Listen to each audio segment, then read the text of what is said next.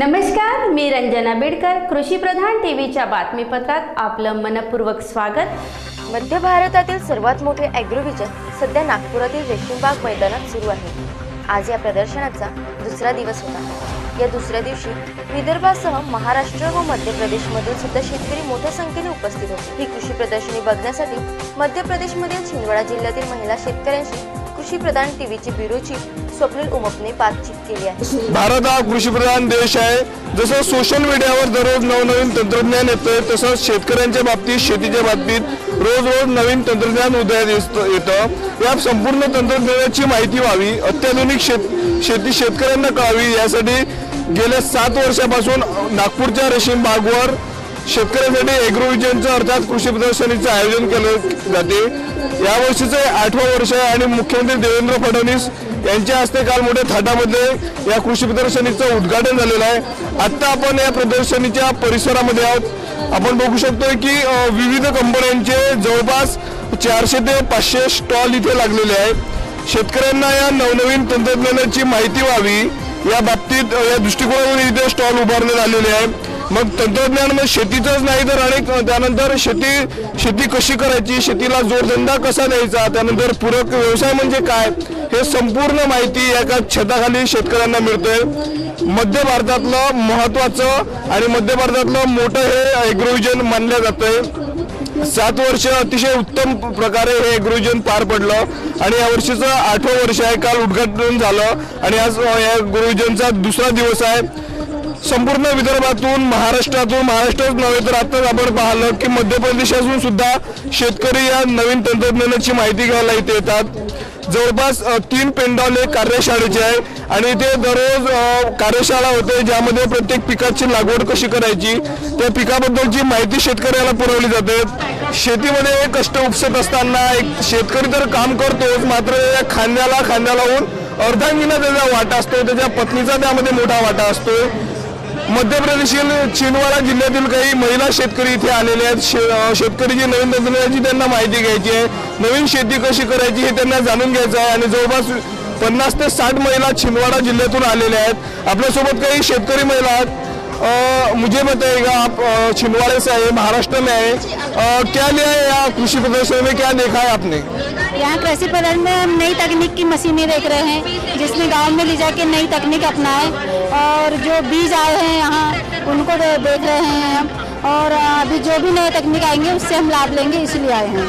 क्या यहाँ के क्या नए सीखने को मिला है? यहाँ नए सीखने को हमको ये मिला कि मेले के इससे जैसे विद्युत पंप है, अपना जो बाहर के बीज आए हैं तो उन बीजों से नई तकनीकी सीखने को मिलेगी हमको. इसके तहत हम खेती करेंगे तो इस मेले का बहुत प्रभाव पड़ेगा आम जनता के ऊपर, क्योंकि ऐसा मतलब गांव में संभव नहीं है.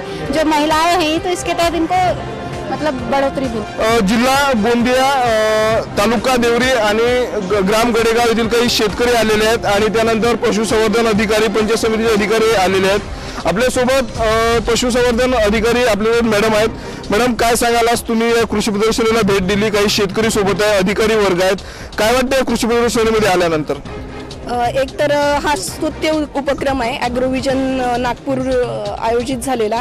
येथे शेतकऱ्यांना सर्व विविध प्रकारची माहिती मिळते, सगळं वाणांची वगैरे सगळी. आणि आम्ही कामधेनू दत्तग्राम योजनेअंतर्गत ही स्पेशली शेतकऱ्यांसाठी आम्ही सहल आयोजित केली होती आणि जेणेकरून शेतकऱ्यांना याचा पुढे फायदा होईल. तर नक्कीच स्तुत्य उपक्रम आहे हा. गेल्या 7 वर्षापासून या कृषी प्रदर्शनीचं आयोजन केलं जातं नागपूरमध्ये.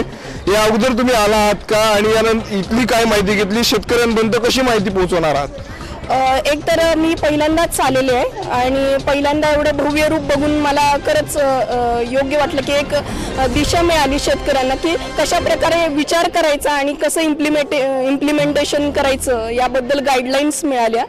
तर शेतकऱ्यांना माझं एवढीच विनंती आहे की याचा पुरेपूर प्रदर्शनाचा वापर त्यांनी करून घेतीलच. ते काका, मला सांगा, तुम्ही या कृषी प्रदर्शनीमध्ये आले आहेत, काय पाहिलं, काय इथून घेतलेलं आहे तुम्ही? आम्हाला पुष्कळ काही माहितीतून कृषी प्रदर्शनीमधून माहीत झालेलं आहे. मग ते धानाचे वाण आहे, वांग्याचे वाण आहे, अजून असे भाजीपाल्याचे जे वाण आहेत त्यांच्याबद्दल आम्हाला माहिती पुस्तिका पण मिळालेली आहे आणि आमचे अधिकारी लोक पण वेळोवेळी आम्ही ज्या ज्या शेडमध्ये फिरलो तिथं तिथं गायडन्स केलेले आहे. काय गावात गेल्यानंतर इतर शेतकऱ्यांना माहिती द्या, काय समुपदेशन सांगाल, इथली काय माहिती त्यांना सांगाल? नाही, आम्ही जे बघितलेलं आहे आणि आम्हाला जे गायडन्स केलेले आहेत आमचे सर लोक, ते आम्ही माहिती आमच्या शेतकरी बांधवांना आम्ही नक्कीच देणार. 4 दिवसीय या कार्यशाळेत दूरवरून येणाऱ्या शेतकऱ्यांसाठी कार्यशाळेचे आयोजन करण्यात आले आहे. 3 पेंडॉलमध्ये दररोज हजारो शेतकरी कार्यशाळेचा लाभ घेत आहेत. अखिल रेशीमबाग मैदानावर उभे आहो. इथे चालू असलेल्या ॲग्रोव्हिजनचा दुसरा दिवस आहे. त्यासोबतच आपल्यासोबत इथे काही शेतकरी आहेत. शेतकरी मंडळींनी इथे भारी प्रमाणात आपली व्हिजिट दिली आहे. सर, कुठून आलात? मी वर्धेवरून आलेलो. वर्धेवरून आलात. कसं वाटतं तुम्हाला कृषी प्रदर्शन? कृषी प्रदर्शन फार छान आहे. तुम्हाला याच्याबद्दल काही अजून माहिती पूर्ण मिळाली? हो, याच्यामध्ये आता नवीन तंत्रज्ञान काय आहे, शेतीचं कशा प्रकारचं तंत्रज्ञान आहे, त्याचे सगळं आता नवीन नवीन माहिती होत राहते, कारण नवीन नवीन येत राहते. तुम्ही कार्यशाळेमध्ये तुमचं अटेंडन्स केलं? नाही, कार्यशाळेमध्ये अटेंडन्स नाही केलं. बाकी माहिती पूर्ण मिळाली तुम्हाला? हो, बाकी माहिती मिळाली आणि उद्याला कार्यशाळा आयोजित. मी मुंबई पालघरवरून आलोय. एवढ्या लांबून इथे? हो, म्हणजे आलेलो मी 2 दिवस आधी, पण हे प्रदर्शन मला कळलं की आमचा प्रोग्राम जो होता टुरिस्टचा तो 1 दिवस मी पोस्टपोन केला आणि इकडे खास प्रदर्शन पाहण्यासाठी आलो. आणि काय तुम्हाला याच्याबद्दल, तुम्हाला प्रदर्शनाबद्दल काय वाटतं? आजपर्यंत मी जी प्रदर्शनं बघितली कृषीची, तर त्याच्यामध्ये हे सर्वात मोठं प्रदर्शन, एवढं मोठं प्रदर्शन मी आजपर्यंत कधी बघितलेलं नाही. आणि मला एक अट्रॅक्शन होतं, ज्या प्रदर्शनाला नितीन गडकरी साहेब येत आहेत, आपल्या राज्याचे मुख्यमंत्री येत आहेत उद्घाटनाला, म्हणजे नक्कीच प्रदर्शनामध्ये काहीतरी विषय असेल, त्या दृष्टीने आम्ही या प्रदर्शन पाहायला माझ्या मुलाबाळांसह घेऊन आलेलो आहे. अजून तुम्हाला काय वाटतं या प्रदर्शनाबद्दल? या प्रदर्शनामध्ये असे एक वस्तू ठेवलेल्या आहेत किंवा असे प्रोडक्ट ठेवलेले आहेत की त्याचा शेतकऱ्यांना भरपूर प्रमाणात लाभ होईल.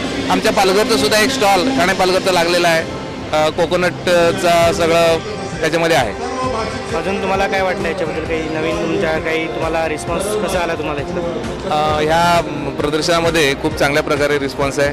बघितलं तर इतकी गर्दी आहे मध्ये की आम्हाला सुद्धा थोडा वेळ भीती वाटली की आमचं पोरगं जर एखादा हात सोडून गेलं तर कुठे जाईल याचा भरोसा नाही. इतकी गर्दी आहे. मग इतका सुंदर प्रतिसाद या प्रदर्शनाला शेतकऱ्यांनी आणि आजूबाजूच्या कॅमेरामॅन अखिल सोबत अभिलाष गंगणे, कृषी प्रधान टीव्ही. मला सांगा, तुम्ही अमरावती जिल्ह्यामधनं आलेला आहात, इथली तुम्ही संपूर्ण सविस्तर पाहणी केली, नवीन नवीन स्टॉल लागलेला आहे, नवीन नवीन तंत्रज्ञान काय अवगत केलेलं आहे, काय माहिती घेतलेली आहे?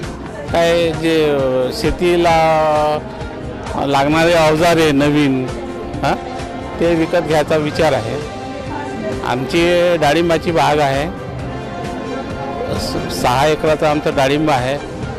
त्या डाळिंब पिकाला लागणाऱ्या आपलं खतं वगैरे किंवा रासायनिक खते, जैविक खते जे लागतात, तर या प्रदर्शनातून काय मिळते, काय त्यांना लागणाऱ्या औषधे, फवारण्याची यंत्रे वगैरे काय जे मिळेल ते घ्यायच्या उद्देशाने आम्ही इथे.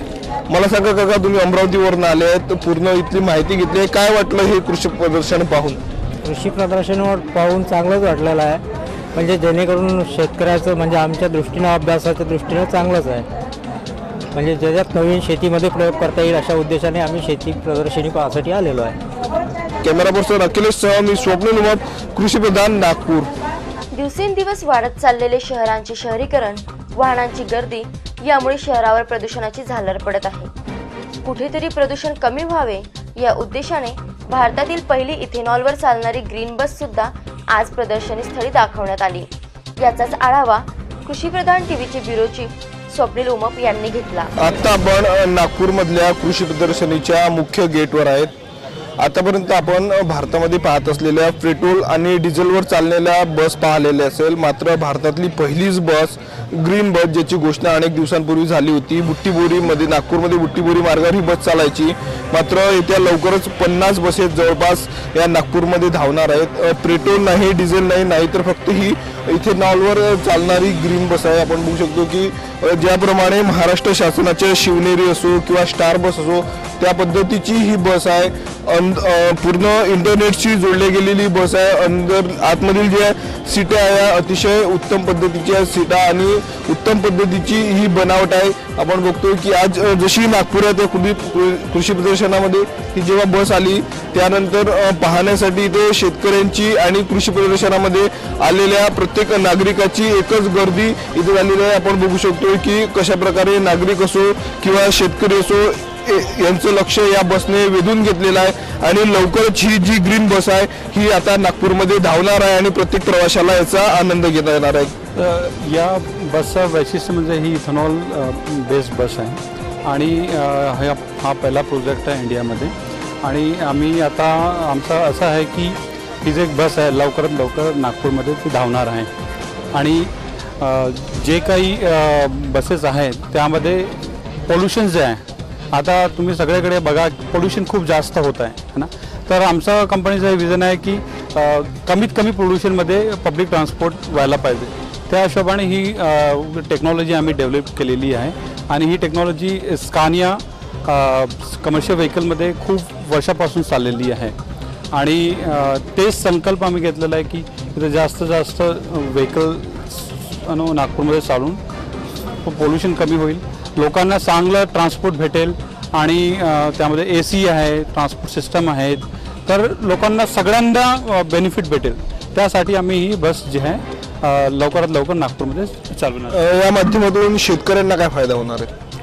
शेतकऱ्यांना फायदा बेसिकली इथेनॉल म्हणजे जे आहे जे इथेनॉल प्रोडक्ट आहे ते कृषी बेस्ड जे प्रोडक्ट आहे त्यानुसार होणार आहे.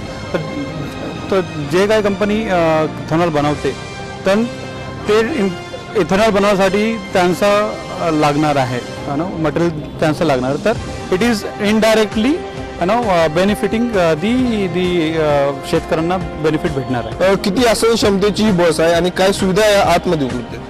आतमध्ये सुविधा अशी आहे की फुल फ्लेज AC आहे यामध्ये आणि आरामदायक सीट आहे. आणि जेव्हाही व्हेकल रोडवर चालते तर फुल्ली ऑटोमेटेड ऑटो सस्पेन्शन आहे त्यामध्ये. तर कितीही रोड खराब झाला तर आतमध्ये त्यांना त्रास होईल नाही. आणखीन अनाऊन्समेंट सिस्टम आहे, जेव्हा बस एका स्टॉपला आली की ते ऑटोमॅटिकली अनाऊन्स होईल, तर पॅसेंजरला लवकरात लवकर बाहेर पडायला पण सुविधा होईल. आणि त्याचं सिटिंग अरेंजमेंट असं आहे की कम्फर्टेबल आहे सगळ्यांसाठी, हे वैशिष्ट्य आहे. नागपूरवरून अभिलाष गंगणे व अखिल रोडेसह स्वप्नील उमप, ब्युरो रिपोर्ट, कृषीप्रधान TV. आता आपण पाहू शकता आपल्या शेतकऱ्यांचं हक्काचं चॅनल आपल्या मोबाईलवर. त्यासाठी लॉग इन करा www.कृषीप्रधान.tv वर. आपलं चॅनल आपल्या मोबाईलवर. पुन्हा भेटूया नवीन घडामोडीसह. तोपर्यंत नमस्कार.